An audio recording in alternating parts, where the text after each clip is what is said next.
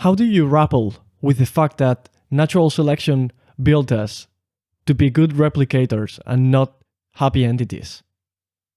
Yeah, that I think is a really nice contemporary way within the framework of evolutionary biology to understand both the pervasiveness of suffering as it's characterized in the Buddhist tradition and the first noble truth that says that all of existence is permeated by suffering, and to understand the root cause of suffering, which in the Buddhist tradition is regarded as primal confusion, a lack of understanding of our true nature and of the nature of reality. Because we often tend to think that of human beings as somehow the crown of creation, as it's sometimes put, as having evolved specifically to understand ourselves and to understand the world. And we take our gigantic forebrains to be evidence of that. But we forget when we do that evolution doesn't really care at all about what we understand, whether about ourselves or others. It only cares about making us beings who will live to reproduce, children who will live to reproduce. Now,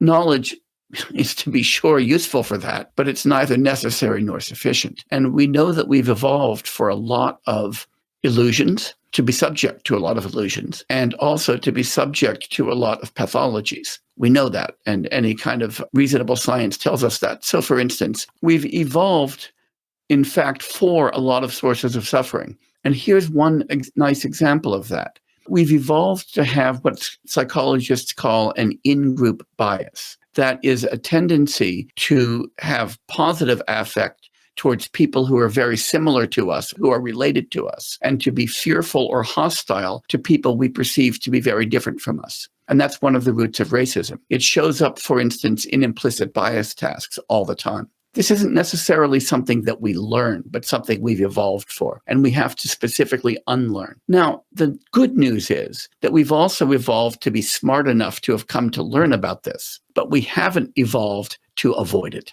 And so one of the things that we discover is that evolutionary theory gives us an understanding of some of our sources of suffering. It also, by coming to understand those sources, gives us an opportunity partially to remediate those. But it also tells us that there may be a lot of suffering that we can't do much about at all.